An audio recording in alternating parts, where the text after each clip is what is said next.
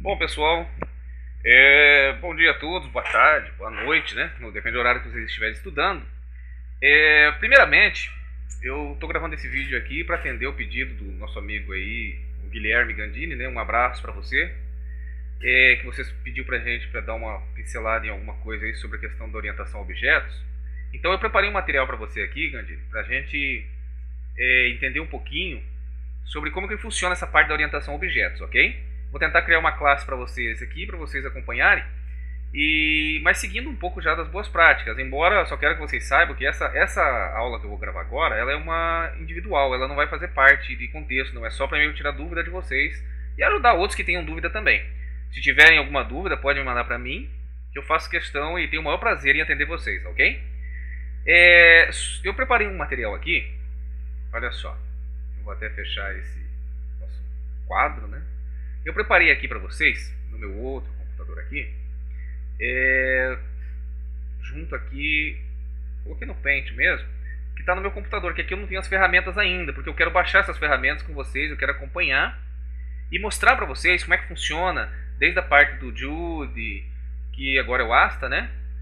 A parte do Xmind, do Rage, e tem uma série de outras ferramentas que a gente vai precisar. E que porque o desenvolvimento de sistemas, na verdade, gente, não é só você sentar e codificar. Isso é só uma das etapas, né? Então, para você se tornar um analista de verdade, você vai ter que utilizar outras ferramentas que implementam, que auxiliam e que dão uma visão maior de tudo aquilo que você precisa, ok? Então, vamos fazer o seguinte, como dizia meu amigo, sem mais delongas, né? Vamos fazer o seguinte. Eu preparei aqui um diagrama de classes, tá? Feito no Jude. Aliás, desculpa, que antigamente era o Jude, mas agora é o Asta, né? Então, feito no Asta, eu preparei aqui um chamado diagrama de classes, tá vendo aqui, ó? Então, gente, eu preparei um diagrama de classes pra gente poder trabalhar aqui em cima, tá? Então, eu fiz no meu computador e trouxe pra cá pra gente poder usar aqui e rabiscar alguma coisa. Primeiramente, eu quero que vocês entendam o seguinte. Lá no Jude, no Asta, vocês vão ver que isso aqui significa uma herança, ok? O que é uma herança? Primeiro, vocês têm que entender que uma classe, dentro de um programa orientado a objetos, igual a C Sharp, igual a Java, essas IDEs que são de desenvolvimento, tudo é formado por uma classe. O que é a classe? É o projeto de um objeto, entendeu? Então, por exemplo, eu quero projetar lá um objeto pessoa. Não existe esse objeto pessoa. Eu quero projetar um objeto funcionário. Ele existe, entendeu? Então, eu vou preparar o projeto. O que ele vai ter? Vai ter isso, isso e isso. E aí a gente vai poder gerar, então, um funcionário, um cliente, um veículo ou alguma outra coisa que se associe ao mundo real. Então, por isso que nós vamos criar aqui uma classe que na verdade, como se fosse um projeto, né? Um projeto do que nós vamos criar. Tá certo? Veja bem, se eu fosse criar um cliente, ele ia ter que ter um nome, não ia? Ele ia ter que ter um nome, ele ia ter que ter um sexo. Eu só coloquei algumas coisinhas básicas para a gente poder entender. Ele ia ter que ter uma idade, porque toda pessoa tem idade. Toda pessoa tem um sexo. Toda pessoa tem um nome. Então tem tudo isso. Então automaticamente esse cliente aqui que a gente criou, ele ia ter que ter um nome, um sexo, a idade.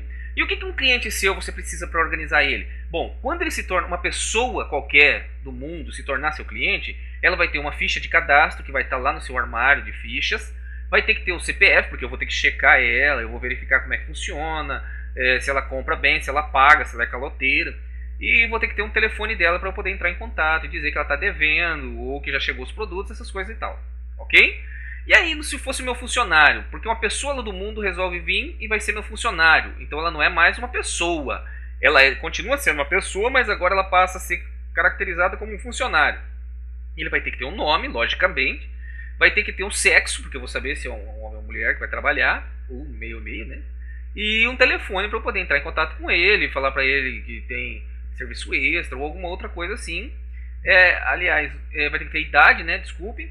Aí vai ter que ter a matrícula, que é o que eu registro ele, né? Aqui dentro da minha empresa e tal, eu iria registrar ele e vou identificar ele pela essa matrícula. Ou então, e depois também vai ter que ter a carteira de trabalho dele para eu poder registrar ele, para poder acompanhar como que está andando lá no FGTS, para poder pagar as contas, essas coisas e tal. e o telefone, né, que finalmente que é justamente para a gente poder tratar, tá certo? Então, em vez de, vocês estão vendo que eu teria que ter aqui a mesma coisa, ó, nome, sexo e idade. Aqui eu teria também, ó, nome, sexo e idade, ou seja, porque isso faz parte de todas as pessoas. Então, para a gente reaproveitar isso, a gente cria uma classe chamada pessoa, tá? Que na realidade ela só vai servir de base. Essa classe vai servir de base para criar outras. Existem pessoas? Não, não existem pessoas. Existem para mim clientes e existem para mim funcionário. Então ela vai ser chamada, nós vamos criar ela provavelmente como uma classe abstrata. Ou eu posso criar uma classe padrão e depois eu só utilizo para herdar, para criar essa daqui. Ok? A mesma coisa vai ser com funcionário. E outra coisa, o que eu já aproveitei e deixei para gravar aqui, para vocês entenderem, que a classe pessoa, ela vai criar, ela gera, lembre-se que toda classe ela vai ter que ter uma propriedade, ok? Que são essas aqui, e um método. O que é propriedade? Quando você for criar uma classe, você começa criando a classe assim. Ela tem uma variável interna, que é o que ela vai trabalhar, mas só que, para que as pessoas não vejam o que tem aqui, você vai criar um caminho e vai dar um acesso para ela aqui. Por exemplo, eu quero saber o que tem no nome. Então a pessoa de verdade, a classe de verdade, ela grava o nome aqui. Mas ninguém pode acessar isso aqui, só a classe, só você pode ver isso aqui, só a classe. Então como as pessoas vão ver o que está lá? Então as pessoas vão acessar por aqui. Essa parte aqui, né, esse acesso externo da classe, chama-se de propriedade. Tá? Então esse daqui são as... Nossa, feio, ruim demais, hein? Propriedade, tá? E se você for tratar alguma coisa sobre fazer alguma coisa com essa variável, calcular, digamos que você dá aqui o valor de salário e dizer quantos meses tem que pagar, a pessoa não tem que saber quanto que é o salário e não tem que saber, né, quantos meses tem. Não, você vai criar um acesso que vai trabalhar, fazer uma operação e vai te retornar um resultado. E esses são os métodos, tá? Então, gente, só para complementar aqui, eu vou... Só um minutinho. Então, aqui, como eu disse para vocês, então a variável tem a propriedade para poder acessar o que está lá dentro e o método que vai processar o que tem lá dentro, vai fazer um trabalho lá dentro com as variáveis lá de dentro e vai te retornar um resultado, tá? Então, eu só estou atropelando, gente, porque isso aqui é uma dúvida aí do Guilherme e eu vou colocar para vocês assim, supondo que vocês já sabem como funciona isso, mas eu queria começar isso desde o zero lá para vocês, por isso que eu estava fazendo umas aulas básicas, tá? Mas só para antecipar, já que necessita, vocês pesquisem, quem já sabe ou pesquisa melhor aí, para que se quiser adiantar um pouco, tá? Porque a gente está meio corrido na pós-graduação, então a gente está assim não podendo gravar todos os dias. Vamos fazer aqui como que a gente faz criar isso aqui, tá? Primeiro, vamos lá no C Sharp, eu vou criar um projeto aqui, novo. Primeiro eu vou fechar essa solução. Lembre-se que a solução é o conjunto dos projetos, tá? Como eu vou criar só um projetinho, vai ter que ser uma solução que incorpore somente um projeto, tá? Então eu vou criar aqui um meu project. Vamos fazer aqui para a gente organizar, que eu quero começar a colocar vocês organizados, né? Nem eu não sou, mas... vamos colocar aqui extra, né? Vamos colocar extra, que é assim, quando vocês quiserem saber, extra é quando alguém me pedir alguma coisa fora do que eu for fazer, vocês já sabem que vão fazer alguma coisa de um extra, né? Vamos colocar aqui no projeto, dentro de qual local, estudando projetos extra, ok? Vai criar um diretório para solução? Não precisa, porque eu já criei dentro, vai estar dentro do extra, né? A solução, olha bem, não é o projeto, tá? Vai criar um diretório para o projeto, sim. Não vai criar para solução, ok? Vou colocar aqui herança, que é para vocês saberem como faz uma herança, ok? Vamos fazer assim. Tá, esse aqui eu vou fazer desse jeito para vocês entenderem melhor. Eu vou fazer um formuláriozinho para vocês verem aparecer, tá? Vamos só conferir lá se ele criou, para vocês verem. Olha aqui, olha lá, viu? Então ele criou uma uma pasta, né? Dentro do Extra, ele criou uma pasta e fez um projeto aqui dentro. Tá vendo? Muito bem. Então tá fácil, né, gente? Vamos criar aqui, dentro do projeto Herança, vamos seguir o contexto, tá? O que nós temos aqui? Quantas classes? Cada uma dessa aqui é uma classe, tá? Quantas classes nós temos? Temos 1, 2, 3. Classe pessoa, classe cliente e classe funcionário. Tá? Então vamos criar isso aqui primeiramente. Vamos começar assim. Add new item. Eu posso vir pelo Add new item e escolher a classe aqui, tá vendo? Ou eu posso também, gente, vir aqui, adicionar add e já venho direto aqui na classe. Ele já vai pedir direto a classe lá e diminui, né? Então eu vou colocar aqui a classe pessoa. Tá vendo? Ela já criou um contexto para mim. Eu vou criar também a classe cliente, que são meus clientes. E vou criar aqui também a classe funcionário. Funcionário, ok? Vamos lá. Veja aqui então, eu vou fechar esse design, depois a gente vai trabalhar com ele, tá? Vai salvar? Sim. Eu vou trabalhar aqui com as 3 classes, estão vendo? Outra coisa, vou passar já uns macetes aqui para vocês, gente, se vocês interessarem, né, sobre isso. Se quiser modificar isso aqui, você pode mexer, tá? Igual eu falei aquela hora, se quiser trabalhar um pro lado do outro, Então vocês montam a sua ideia de acordo com o que vocês quiserem trabalhar, tá?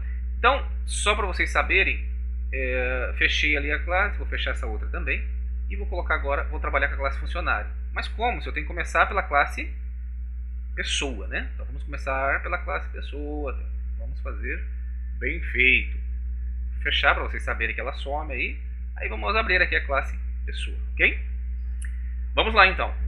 A classe pessoa, lembre-se que ela faz parte de uma namespace, ou seja, uma área de trabalho do seu programa que chama-se herança. Tá? Eu vou fazer uma coisinha mais, não vou fazer muito específico, eu vou tratar só da classe, tá? Porque senão eu ia explicar como nomear e tal. Mas eu vou fazer só, o importante aqui agora é a classe. Vamos criar uma classe pessoa, tá?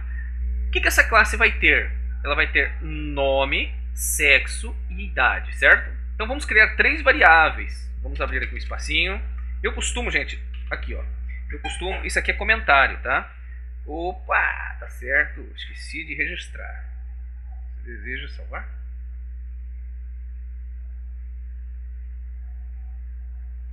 Puxa, Visual Studio, sacanagem, hein?